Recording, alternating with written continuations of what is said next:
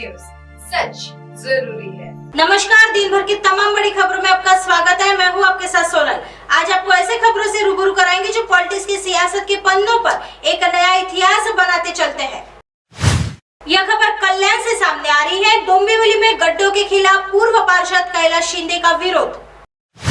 Dombivli Tata power से Garda circle road तक गड्ढों से भरा है और रात में गड्ढों की भविष्यवाणी नहीं होने के कारण इस सड़क पर अक्सर दुर्घटनाएं होती है। अब यहाँ भी कुछ ऐसा ही हाल है और इस जगह पर रोड एस्टिमेट नहीं होने के कारण आए दिन कोई न कोई हादसा हो रहा है। हालांकि कल्याण डोंबिवली नगर निगम में जनप्रतिनिधियों का कार्यकाल समाप्त होने से प्रशासनिक अधिकारियों पर कोई दबाव नहीं रह गया है और उनकी मर्जी से काम चल रहा है। इस क्षेत्र के पूर्व नगर सेवक कैलाश शिंदे ने नगर निगम को गड्ढों को भरने के लिए कई पत्र दिए। हालांकि उन पत्रों को नगर पालिका द्वारा रद्दी की टोकरी बता दिया गया है और कई बार फोन करने या मैसेज करने के बावजूद नगर पालिका प्रशासन ध्यान नहीं दे रहा है।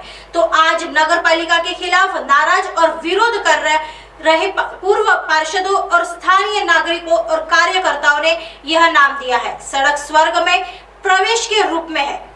नागरिकों से आग्रह है कि यहां से यात्रा करते समय सावधानी बरतें, अन्यथा सीधे स्वर्ग जाने की संभावना है। और गड्ढे में खड्डे होकर नगर पालिका के खिलाफ नारेबाजी कर विरोध जताया। साथ ही नगर पालिका ने अगले 10 दिनों में इन गड्ढों को नहीं भरा तो नगर पालिका को कड़ा विरोध प्रदर्शन करने की चेतावनी भी दी है। हा जो रस्ता आहे हा टाटा नाकावरून गरडा सर्कलला जाणारा रस्ता आहे। या रस्त्यावर ह्या स्पॉटला असा मोठा खड्डा झालेला आहे की नागरिकांना स्कूटीवर किंवा बाय कार येणं फार जिक्री झालेलं आहे। इथे बरेच आता ॲक्सिडेंट झालेले आहेत। याच्या संदर्भात मान्य आयुक्त शहर अभियंता यांना मी पत्रव्यवहार 2दा-3दा करून पण त्यांनी कुठल्या प्रकारची याची दखल घेतली नाही आहे। असंच मागच्या वर्षी असाच इथे या रोडवर एक ॲक्सिडेंट झाला होता। तर तिथे एक आई वडील आणि एक लहान मुलगी स्कूटीवर मेली होती। म्हणजे महानगरपालिका लोकांच्या मरणाची वाट बघतात का की इथे कधी कोणतरी मरेल आणि त्याच्यानंतर ते खड्डे भरले जातील। तर त्यासाठी हे एक प्रतिकारात्मक म्हणून आम्ही एक आंदोलन केलेलं आहे की ॲटलीस्ट हे बघून तरी महानगरपालिकेला जाग येईल की हा खड्डा लवकर बुजवून हे जे लोकांचं रोजचं येणं जाणं आहे हे सेफ केलं जाईल। अन्यथा हे जर 8-15 दिवसात ते महानगरपालिकेने केलं नाही तर मग नंतर एवढं मोठं आम्ही आंदोलन करू, रास्ता रोको करू की मग त्यानंतर मग जे काय त्याला जे घडेल त्याला महानगरपालिका जबाबदार असेल। तर माझं मान्य आयुक्तांना हे सांगणं आहे की त्यांनी केबिनच्या बाहेर येऊन एसीतनं बाहेर येऊन रोडवर येऊन काम केलं पाहिजे।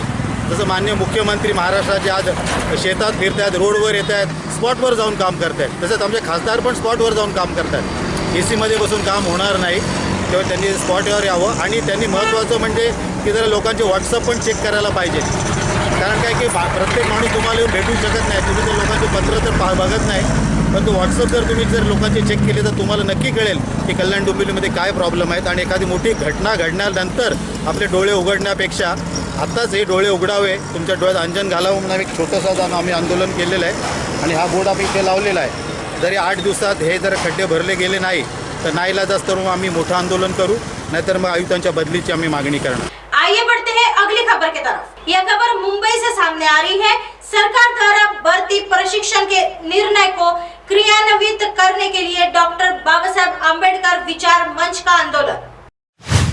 आजाद मैदान मुंबई बाबा साहेब आंबेडकर विचार मंच भूख हड़ताल पर है।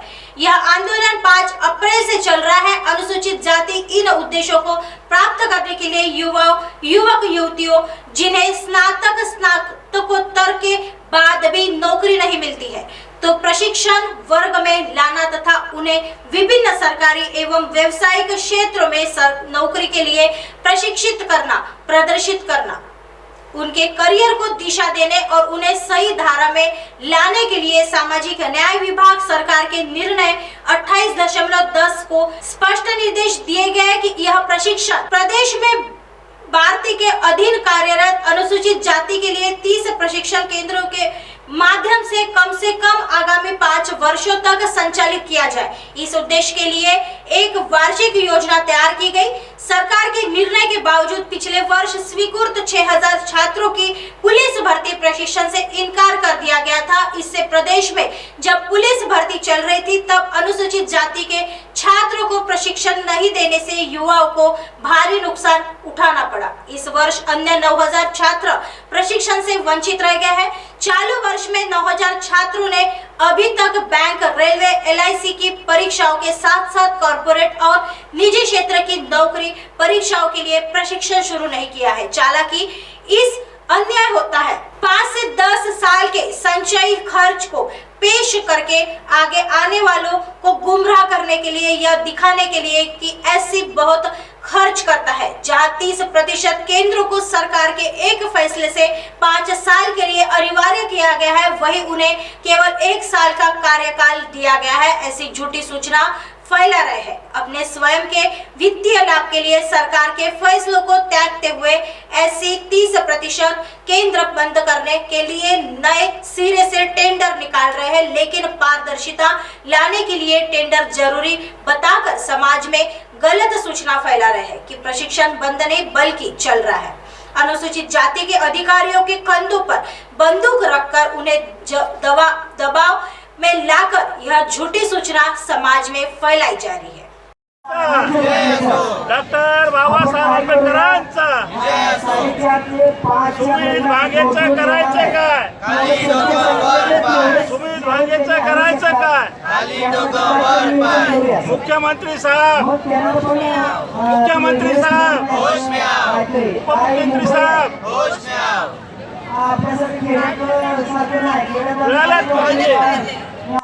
आइए बढ़ते हैं अगली खबर की तरफ।